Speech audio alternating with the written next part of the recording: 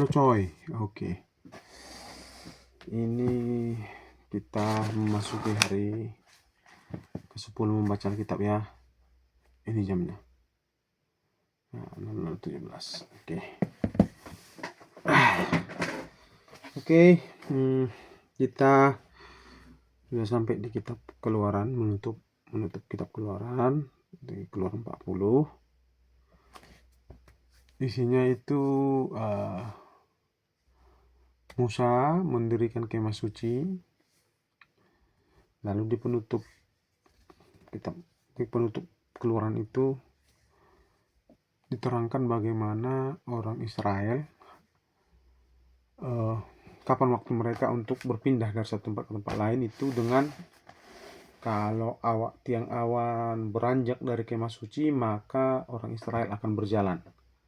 Pun demikian jika tiang api beranjak dari kemah suci, orang Israel akan berjalan ke tujuan yang baru. Hanya itu mungkin yang di penutup Keluaran. Aku akan tetap bertanya, kira-kira itu mengapa Allah membutuhkan kemah suci? Nah, itulah. Bukankah dengan memasuki kemah suci, Allah itu akan mengecilkan dirinya sendiri? Itu pertanyaan yang harus kita jawab ya. Oke. Oh ya, satu lagi teman-teman, aku udah selesai membaca satu buku. Ntar aku ambil bukunya ya.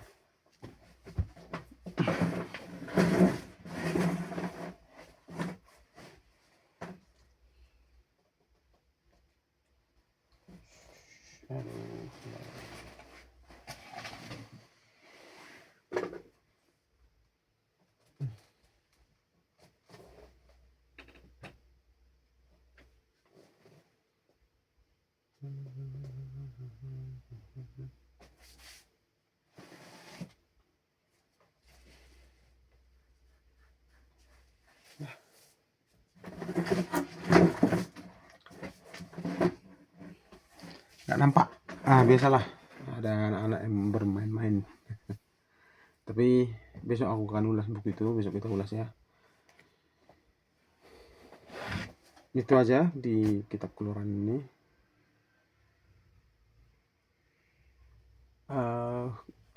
Secara keseluruhan kitab Keluaran itu menceritakan awal-awal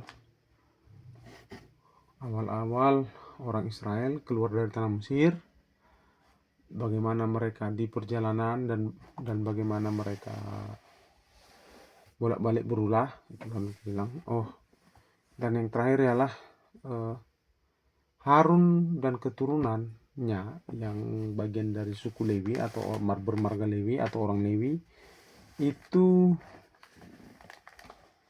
diurapi menjadi imam. Pun demikian seluruh orang Lewi diceritakan itu diurapi menjadi imam di dalam kitab Keluaran.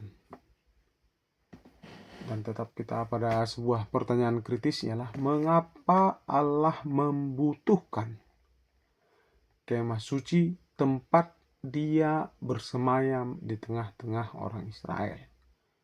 Buat teman-teman yang bisa menjawab, mohon dibantu jawab. Dan kira-kira menurut teman-teman sekalian apa pesan moralnya dari kisah tersebut? Oke, itu dulu penutup kita di hari ini. Ternyata udah 10 hari konsisten membaca Alkitab itu memberi banyak perubahan. Buat teman-teman yang ingin juga merasakan perubahan di dalam hidupnya, silahkan. Satu lagi mungkin yang agak keluar sedikit dari topik, agak melenceng. Mengapa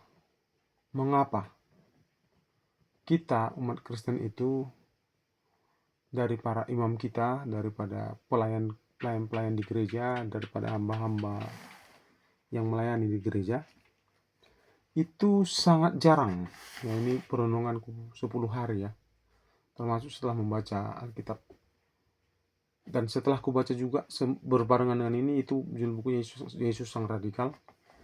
Mengapa para imam-imam kita, hamba-hamba Allah itu sangat jarang membicarakan tentang kondisi kehidupan sosial bermasyarakat. Kebanyakan itu ceritanya hidupku diperbaharui, hidupku ditolong Tuhan.